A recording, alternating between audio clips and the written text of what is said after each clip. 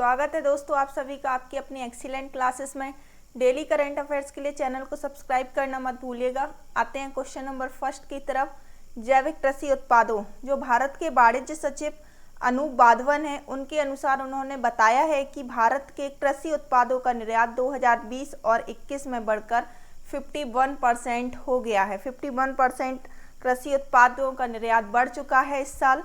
तो भारत में जो जैविक कृषि होती है उसका अभी प्रारंभिक ही चरण है, यह अभी प्रारंभिक स्तर पर ही है। और जो भारत के राज्य हैं जैसे कि मध्य प्रदेश, राजस्थान और महाराष्ट्र में ही मुख्य रूप से जैविक कृषि को लाया गया है, जैविक कृषि का उपयोग किया जाता है यहाँ पर। बाकी राज्यों में जैविक खेती का जो कवरेज एरिया है उसमें सुधार की ज़रूरत है। और महाराष्ट्र है, राजस्थान है और मध्य प्रदेश में इसका प्रयोग ज़्यादातर किया जा रहा है, जिसमें मध्य प्रदेश जैविक खेती में पहले स्थान पर है। जो भारत का कुल जैविक खेती क्षेत्र है उसका 27% केवल मध्य प्रदेश में है। तो इसका राइट आंसर है 51%। आते नेक्स्ट क्वेश्चन पर।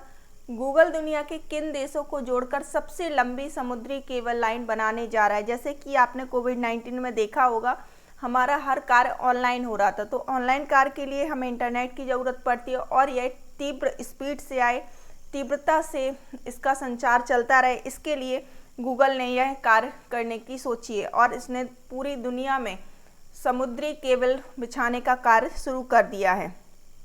तो उसने ऐसा किया है अमेरिका, ब्राज़ील, अर्जेंटीना और उरुग्वे में। यह केबल जो होती है यह इंटरनेट क्षेत्र की जो इंटरनेट होता है इसकी क्षमता को बढ़ाने का कार्य करती है। और इस समुद्री जो केबल होती है इसको हम फर्मिना भी कहते हैं। जैसे कि कोविड-19 में इंटरनेट की मांग बढ़ी है, जैसे ऑनलाइन खरीदारी, ऑनलाइन कार्य, ऑनलाइन गेम, ऑफिस के कार्य ऑनलाइन करना, इन सारी चीज़ों से इंटरनेट की मांग बढ़ी है, जिसके लिए यह कार्य किया जा रहा है। इसका राइट आंसर है आंसर नंबर ए। आते नेक्स्ट क्वेश्चन पर।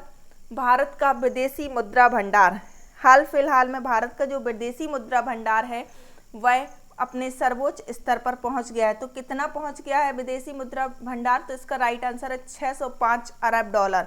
जैसे कि भारत का विदेशी मुद्रा भंडार 6.842 अरब डॉलर की वृद्धि के साथ 605.008 अरब डॉलर के साथ सर्वोच्च स्तर पर पहुंच गया है।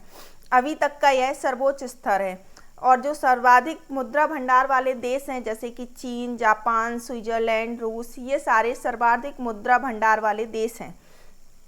जो विदेशी मुद्रा होती है वह किसी भी देश की अंतर्राष्ट्रीय निवेश स्थिति का एक महत्वपूर्ण भाग होती है। जैसे कि जो अंतर्राष्ट्रीय निवेश होता है उसकी स्थिति बताती है कि कितनी इसकी स्थिति क्या है। तो चीन इसमें सबसे आगे है, चीन, जापान, स्विट्जरलैंड, रूस। और जो विदेशी मुद्रा होती है, अंतर्राष्ट्रीय निवेश होता है, इसमें केवल विदेशी रुपए, विदेशी बैंकों की जमा और विदेशी ट्रेजरी बिल, देशी नहीं विदेशी ट्रेजरी बिल और अल्पकालिक और दीर्घकालिक सरकारी परिसंपत्तियों का कोषा रखा जाता है। इसमें जितना भी कार्य होगा, जितनी भी रकम होगी, ये सारी विदेशी होगी।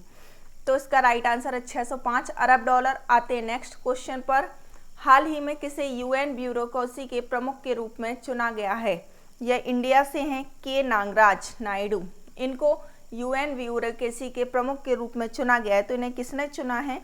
ये भारतीय विदेश सेवा अधिकारी हैं के नागराज नायडू, और जो संयुक्त राष्ट्र महासभा के अध्यक्ष हैं और मालदीव के विदेश मंत्री अब्दुल्ला साहिद द्वारा इनको चुना गया है। चीफ दी कैबिनेट नामित किया गया है इनको यूएन ब्यूरोक्रेसी के लिए। तो जो भारत का उनका जो पद है, ये नायडू जो है संयुक्त राष्ट्र में भारत के उप स्थायी प्रतिनिधि होंगे और इनका जो पद है यह भारतीय प्रधानमंत्री के प्रधान सचिव तथा अमेरिकी राष्ट्रपति के चीफ ऑफ स्टाफ के पद के बराबर होगा। तो यह के नागराज नायडू यूएन ब्यूरोक्रेसी के प्रमुख के रूप में चुने गए हैं।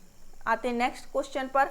अरब भारत ऊर्जा मंच का पहला संस्करण, जैसे कि आप मैप में देख पा रहे होंगे, इंडिया का मैप दिखाया गया है और ऑरेंज कलर से मोरक्को का मैप दिखाया गया है। ये दोनों इंडिया और मोरक्को हैं। तो जैसे कि अरब भारत ऊर्जा मंच का जो पहला संस्करण है वह भारत और मोरक्को की सह अध्यक्षता में 8 जून और 9 जून 2021 को आभासी प्रारूप में आयोजित किया गया था। जितने भी ऊर्जा मंच या जितने भी संस्करण हो रहे हैं, जितनी भी योजनाएं शुरू हो रही हैं, सारी की सारी ऑनलाइन शुरू करी जा रही हैं। तो आभासी प्रारूप में इसको आयोजित किया गया था। इसका उद्देश्य था जो दो तरफा ऊर्जा सहयोग बढ़ाने का इसका उद्देश्य था, और इसका दूसरा उद्देश्य था अंतर क्षेत्रीय बिजली व्यापार पर बढ़ावा देने में इसका दूसरा उद्देश्य था। इसका जो दूसरा संस्करण है उसका डिसाइड हुआ है, पहले संस्करण में उसका डिसीजन लिया गया है कि 2023 में भारत में दूसरे संस्करण इसका किया जाएगा। भारत जो है वह अमेरिका और चीन के बाद दुनिया का तीसरा सबसे बड़ा तेल उपभोक्ता देश बन गया है। तेल उपभोक्ता देश बन गया है भारत तीसरे नंबर पर। पहले नंबर पर है अमेरिका और चीन। तो इसका राइट आंसर है भारत और मोरक्को। आते हैं नेक्स्ट क्वेश्चन पर। ब्रिटेन में रहने वाली किस भारतीय मूल की पत्रकार को अमेरिका का पत्रकारिता पुरस्कार पुलित्जर अवार्ड दिया जाने की घोषणा की गई है? तो इनको यह अवार्ड क्यों दिया गया है? इन्होंने जो चीन के झूठ को दुनिया के सामने लाने का कार्य किया था, इन्होंने चीन का झूठ दुनिया के सामने उजागर कर दिया था। तो आखिर ऐसा चीन का कौन सा झूठ था? चीन में जो उइगर मुसलमान होते हैं उनको कैद करके रखने के लिए जेलें बनाई गई थी और डिटेशन कैंपों का खुलासा इन्होंने किया था। इन्होंने अपने इन्वेस्टिगेशन में बताया था कि जो वहाँ के उइगर मुसलमान हैं उनको कैद करके जेलों और डिटेशन कैंपों में रखा जाता है। इस बात का इन्होंने खुलासा किया था, जिसके लिए इन्हें यह पत्रकारिता पुरस्कार पुलित्जर अवार्ड दिया जा रहा है। और यह जो पुलित्जर अवार्ड है यह पत्रकारिता जगत का सबसे बड़ा पुरस्कार माना जाता है। इनको पुरस्कार मिला है और भारतीय मूल की जो नील बेदी है उनको भी पुलित्जर पुरस्कार दिया गया है। तो ये है मेघा राजगोपालन जिनको यह पुरस्कार दिया गया है। इसका राइट आंसर है आंसर नंबर बी। आते हैं नेक्स्ट क्वेश्चन पर। अंतर्राष्ट्रीय ओलंपिक समिति ने किस वर्ष के लिए ओलंपिक की मेजबानी के लिए बिस्फरेन को देने की घोषणा की है? बिस्फरेन ऑस्ट्रेलिया का एक शहर है। तो हम बात करते हैं कि जो अंतर्राष्ट्रीय ओलंपिक समिति है उसमें कौन से साल के लिए दिया गया है? तो 2032 के लिए यह डिसाइड किया गया है। टोक्यो में जो अगले महीने बिस्फरेन को 2032 में ओलंपिक की मेजबानी की पेशकश की जाएगी, ओलंपिक की मेजबानी दी जाएगी। बिस्फरेन पहला ओलंपिक मेजबान शहर होगा जिसका चयन निर्विरोध किया गया है, उसमें कोई विरोध नहीं किया गया है, किसी ने अड़चन नहीं लगाई है, उसका चयन निर्विरोध हुआ है। और ऑस्ट्रेलिया का यह एक शहर है। जो हमारा अंतर्राष्ट्रीय ओलंपिक समिति है इसकी अध्यक्ष है थॉमस वाई जो जर्मनी से हैं।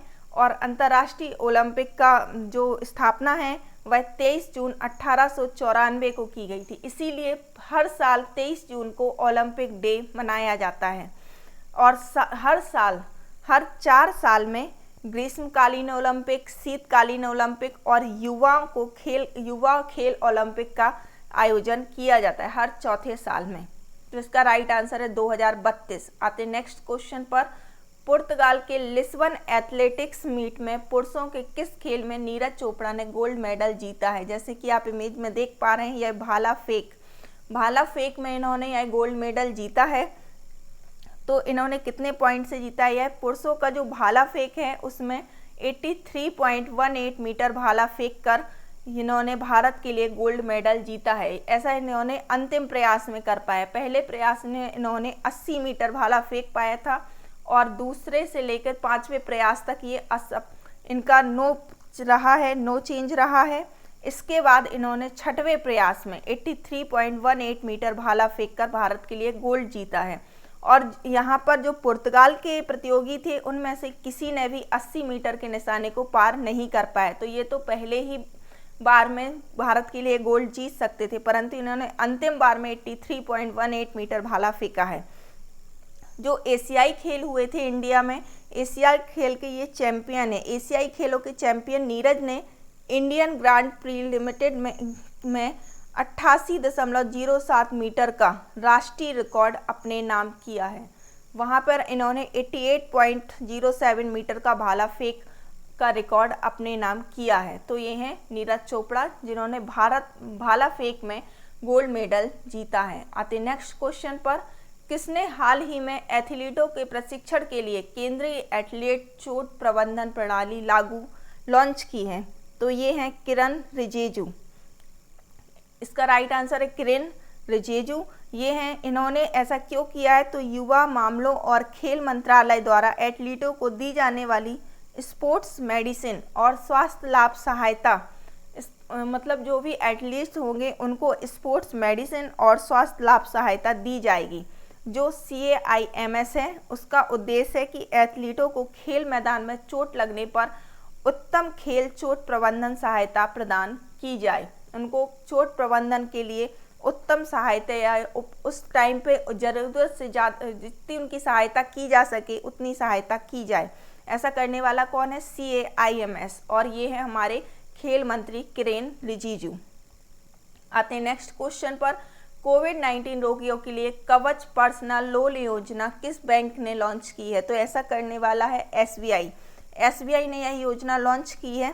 इस योजना के तहत ग्राहक को 60 महीने के लिए 8.5% ब्याज प्रतिवर्ष की प्रभावी ब्याज दर पर 5 लाख रुपए तक का ऋण दिया जाएगा।